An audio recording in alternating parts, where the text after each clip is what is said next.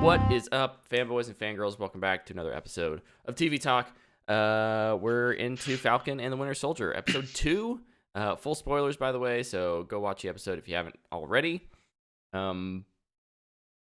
This one, I believe, was entitled The Star-Spangled Man.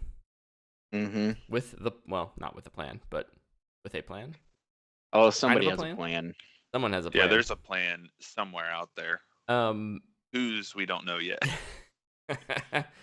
So luckily, one of my big irks from the first episode was we just kind of cut off on John Walker, aka New Captain America, right there at the end, and I was kind of like, oh yeah, he looks kind of silly. He doesn't look very serious. And fortunately, we get a whole introduction. Like the first 10 minutes of this episode are pretty much dedicated to him. So what did you guys think of John Walker and his introduction into the MCU? First thing you're not going to do is call him Cap. I corrected myself. I actually like Wyatt Russell a lot. That is name? Wyatt Russell. Mm-hmm. Yeah, I like him as an actor a lot. I think he did a good job. I still just, he has a very punchable face in this. And I wouldn't mind punching him in the face at this moment. But the thing that bothered me the most about his introduction, I think, is just all the MCU isms they do, Very much. like name shouting and all that. I don't have the tech of Tony Stark. The other thing is, yeah, or the brute strength of Bruce Banner, and then we get a scene later that's kind of more of the same. But it's also funny too seeing Disney use their resources, having Good Morning America. Yeah, right. You know what I mean? I was just like, oh man, this is the whole shebang. They're really showing us all of it. But no, overall, I thought he had a good introduction. It was cool to kind of see some of his testing, just to see, who he is. Is he worthy of putting on that outfit at all? And I would say, based on his tests and stuff, he's probably worthy of it. He's probably the right choice. He wants to be a good soldier. He wants to make people feel safe. For on the surface, what we know now, I'd say he's a fine person to be considered Captain America for the time being. I don't see that lasting very long. Yeah, he has even, a little later, he has a conversation with Sam and Bucky that I think does a really good job of showing you that there's something there. Like he could be a good Captain America or a good hero team member, but we're slowly kind of through this episode even starting to see that he's a little less. I mean, he takes things very personally, and I think he's someone who probably he lets grudges stand. Luke, what do you think? I really liked that scene. Actually, probably my favorite part, kind of because of what they just did throughout the entire episode. In that first 10 minutes when he's like in that locker room, he's talking about the exact same thing that Sam and Bucky have been talking about in the last episode. He's expressing the same concerns of legacy. The only problem is he's not connected to it.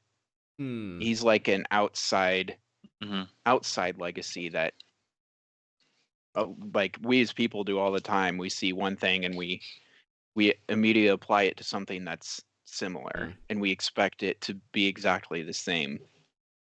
So I thought that was really cool what they did with that. But then throughout the episode, as like I liked him in that first scene, I was like, oh, I kind of like him. And then more and more, I'm like, I don't like you very much. Something more nefarious. You're kind here. of a douchebag, sir. Very punchable face. Yes. But I thought they did a really, really good job with that. Kind of to Tyler's point, though, of if he's worthy or not, I'd say he's incredibly worthy of what the U.S. government wanted back in 1945, or whenever Cap was originally created. Because like in First Avenger, I can't remember the scientist's name, but he said, what is more important, being the perfect soldier or being a good man? Hmm. And that's really what Cap was a good man. He wasn't the perfect soldier.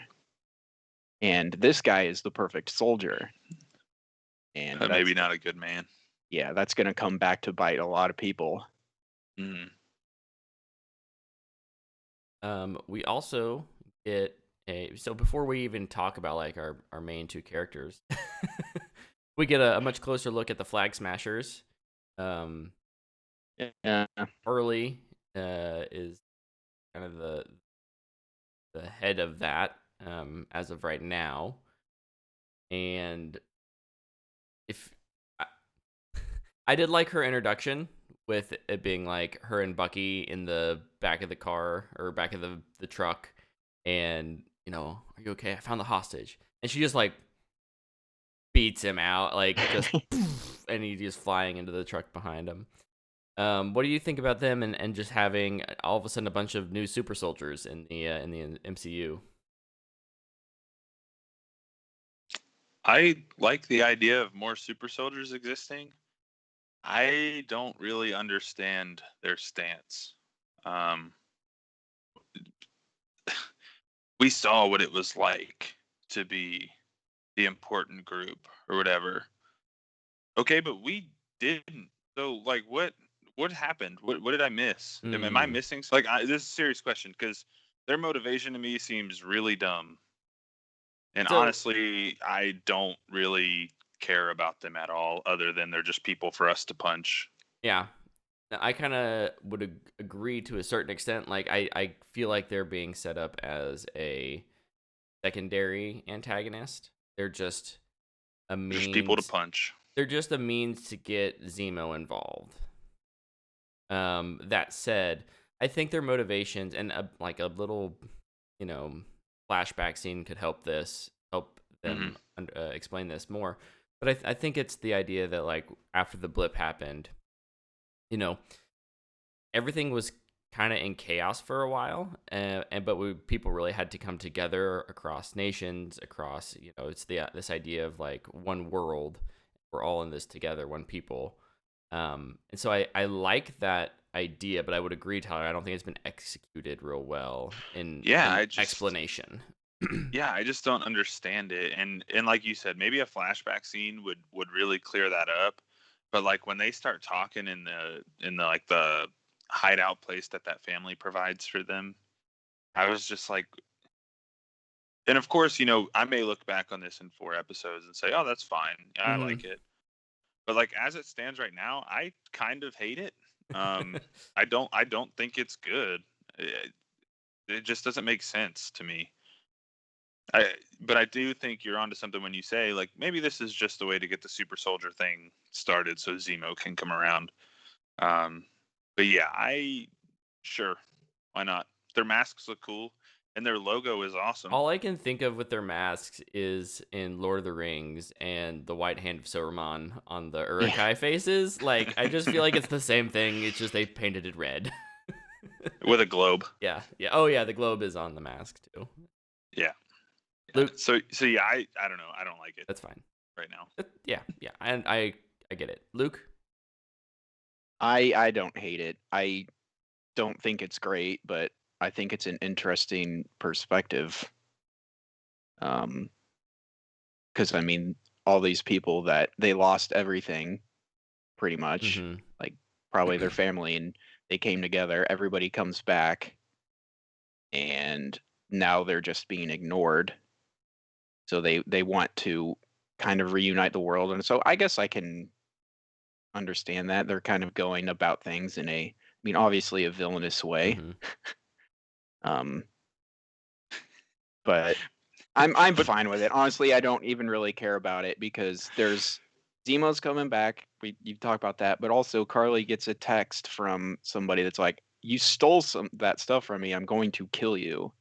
So there's another villain on the horizon too. So I'm wondering who Mhm. that's Yeah, they possibly going to be. really went a long way this episode to set them up as Mhm. like having um oh, what's the word I'm looking for?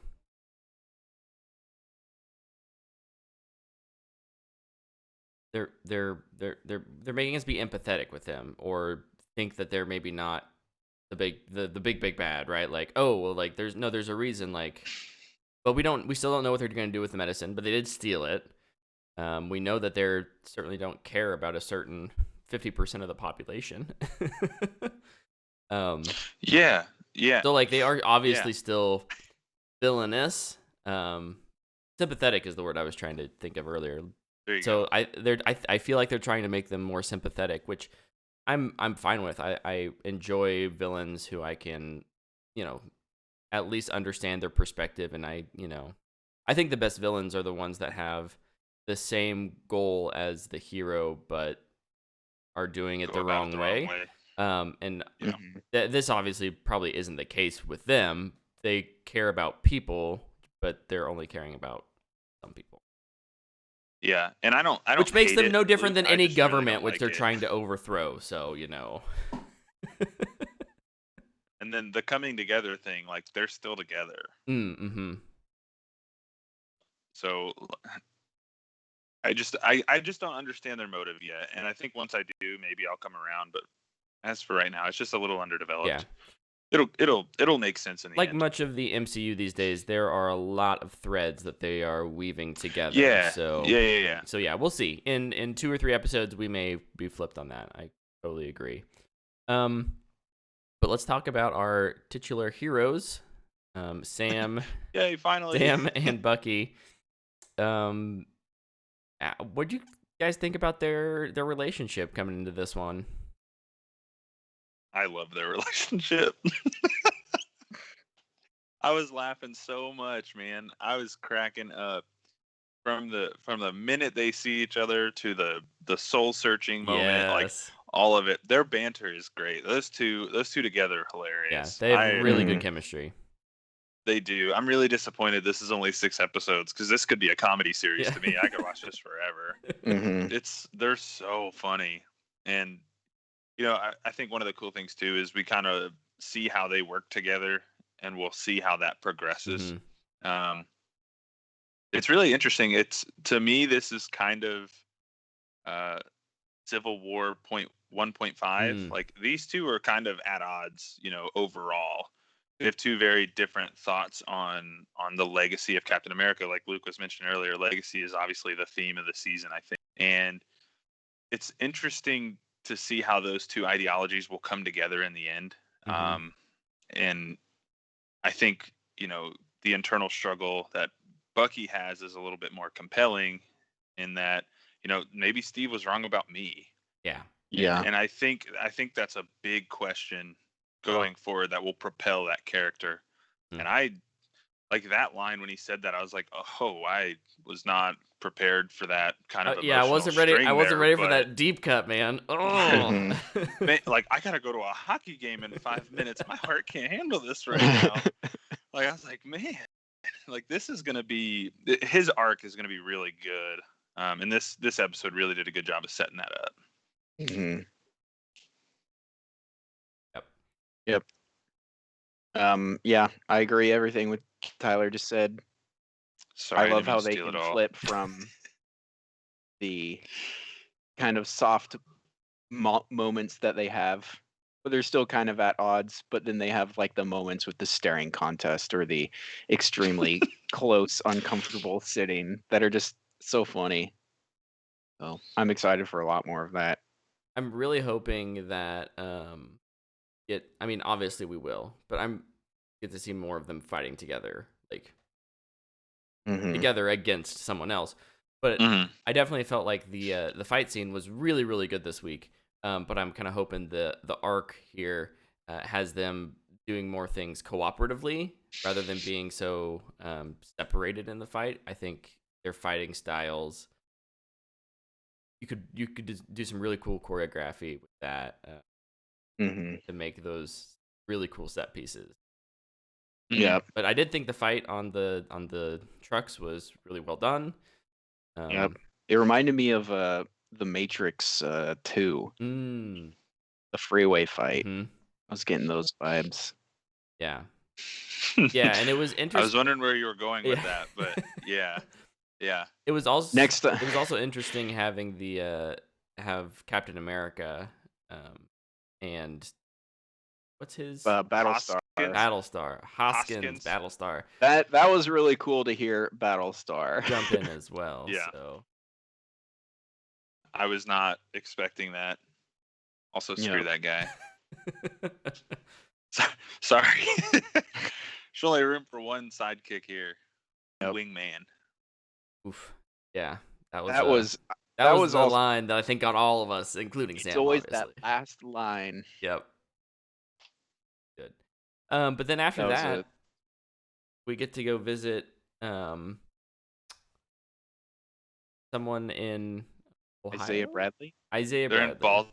they're in Baltimore. Baltimore, that's right. It's so cool that so much of this show references Maryland to me, because I'm just like, and I don't know that they're actually in Baltimore. I don't know the city like that, but I mean, they're probably in Atlanta. Most of these things are when it filmed pops in up, Georgia. yeah.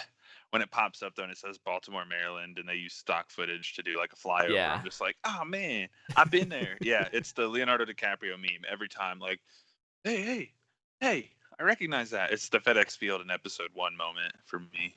Mm-hmm. Yeah, Isaiah Bradley, right? That's what Mhm. you said, Luke. Yeah. That scene was I did not expect them to broach the subjects they broached in that whole In that scene. Baltimore sequence. Yeah. Yep. I was like, it started to stress me out a little Mhm. bit. Same. I was like, oh man. But I mean, to focus more on Isaiah Bradley, that whole thing is something that I'm glad they did that. Yeah. And I'm glad that that's a subject. That's part of Sam's struggle, right? Is, how can a black man be Captain America? Mm. He hasn't explicitly said that, but obviously after that scene, he's thinking it. Mm-hmm. And that's just crazy, man. Like, that's how they do such a good job of making you kind of feel that internal struggle without actually telling you it. Yeah. It just kind of speaks to how well their writers that they hire do these sorts of things. It's awesome. Yeah. And I think his point was emphasized right after that when they leave. They're arguing in the street, and all the white cops show up to arrest Bucky, Mhm. but they're not giving him even really a second look. They're all concerned about the angry black man in the middle of the road. Yep. Like, oh, this is very kind of similar to what's going on, right? Yeah. And I thought they did a really good job of emphasizing Isaiah's point and Sam's point with that scene. Yeah. Yeah, I think this is an interesting. It felt very familiar to me in the fact that last year, end of 2019, got Watchmen, and we had Hooded Justice, and we kind of had that storyline with like, and here's an unknown African American super soldier or soldier vigilante hero superhero who has to keep his identity, who doesn't necessarily want to be in the spotlight and all that stuff. And it felt like an interesting parallel, I think, in the storytelling. And we'll see how deep they go in this series, because I'll be a little disappointed if it's just kind of a one-off comment. There's a lot that they're juggling in only 6 episodes. I think it may just be that. But I would love to let them explore that a little more. And give that a little more resolution, because it's so quick. Before we're give me an Isaiah Bradley series. Heck yeah. That'd be awesome. Set in World War II. Let's do it. Have Bucky come in as I'd be so down. Dude, it'd be awesome. Yeah, and Bucky can be Yeah. there. You can have him kind of be like as a secondary piece who just kind of shows up and says hi and then leaves. Or Sorry. gets his butt kicked. Gets his butt whooped by Yeah, well, yeah, Isaiah. we would get to that too, but Pop, pop, I pop. took part of that arm. Wanted to see if it grew back. Glad to see Yeah. I liked that scene a lot, and I like that Bucky kind of respects his privacy too. Like, yeah, this dude beat the crap out of me, but I'm still gonna respect him for the man he is, and that he was a good part of history. Like he was on the right side of it in their current place. Um, but yeah, no, that whole Baltimore sequence to me, it was really good. I liked it a lot. Yep. Yeah, agreed. I think they did a really good job with themes and layering emotion in that. So Mhm. I'd love to see a little more. We'll see what happens. And then we kind of end with the revelation of we have to go visit someone, which is Zemo. Yeah. Let's go. And I love their little back and forth as they're walking away, and like you're gonna go sit in a room with him, and Bucky's like, yes, like okay, like all right, let's do it. There's not that Yep. they've kind of, now that after they kind of did their therapy session together, even if it didn't really solve anything, I mean maybe it did, who knows. They know to set their side. They know that the more that they bicker, the harder it's gonna be to get the job done, and Mhm. so it's time just to get the job done. Let's do it. So that's what heroes do. Yeah, I think too. We get the question answered because I know last week we kind of talked about, are they going to work with the new Captain America? I'm going to call him U.S. Agent just for reference. Are they going to work with U.S. Agent? And they start. It starts to look like maybe they will, and then at the end it's like, nah, we're going to do our own Mhm. thing. And so obviously splits them off as they're going to be competing because I'm assuming U.S. Agent and Hoskins and Battlestar are going to keep showing up, and it's just going to become a problematic third party. We're in Kings Canyon everywhere we go, and so like it'll be interesting to see how they balance U.S. Agent and Battlestar versus Falcon and Winter Soldier versus the Flag Smashers versus also dealing with Zemo. Like, you're right, Brett. There's a lot of open threads here, and not a lot of time to deal with them all. And so we haven't even seen Sharon Carter yet. that's the other thing. We Yeah. know she's in it. Yeah. So. Yeah, that's true. They're setting up her. It's a backdoor pilot for her. They're setting up something Yeah, else. I think. Well, yeah, I would agree, and I think after seeing WandaVision, obviously two very different shows, but I think it's pretty clear to me that Disney Marvel is okay with bringing a character in and not really giving them much to do. They're there just to bring in a little hype, bring in possible. We're seeing reactions so we can gauge for projects. But they don't really pertain much to this story. So I'll be interesting to see if that's what they're doing with Sharon, because I think she probably does have she's pretty memorable for non-superhero characters in the MCU, I think. And she's a good actress, so they could do something with her. I think people would be happy with that. But Agent Carter 2.0. 2.0, baby. Agent 13, is that her name? I don't know. I think. What did you guys think of the? Sorry, I just some other thoughts. Yep. I really liked the take on a Star Spangled Man with the band at the football, at the Good Morning America interview.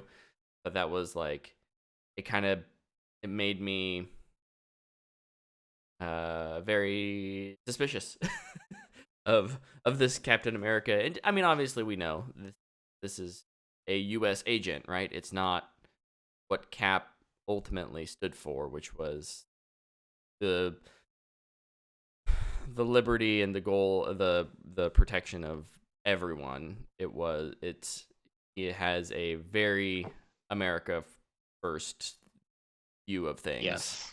Because of his positions. Other Mhm. thoughts before we close up shop here? I don't think so. I'm just excited for Zemo. Yeah. So he's one of Yeah, I'm the excited to best see him. villains in the MCU, and to see him come back is going to be a lot of fun. Thank you for not Yep. killing him off earlier. So good job. Let's kill Yeah. off less villains so we can have them come back, Yep. please. Yeah, I would echo. Yes. I would echo what Luke says. I'm just excited to see Zemo and how he fits into this whole thing. Nice. Um, All right. Well, I think that's going to wrap it up for this week's episode of TV Talk. Thank you all for watching. If you haven't, go check out our podcast or watch our live stream of the podcast Monday nights at 8 p.m. Central over at twitch.tv/whatthefanboy. You can find all of the links to all of our things at whatthefanboy.com and follow us on Twitter and Instagram at whatthefanboy. So until next week, thanks for watching, and we'll see you guys later.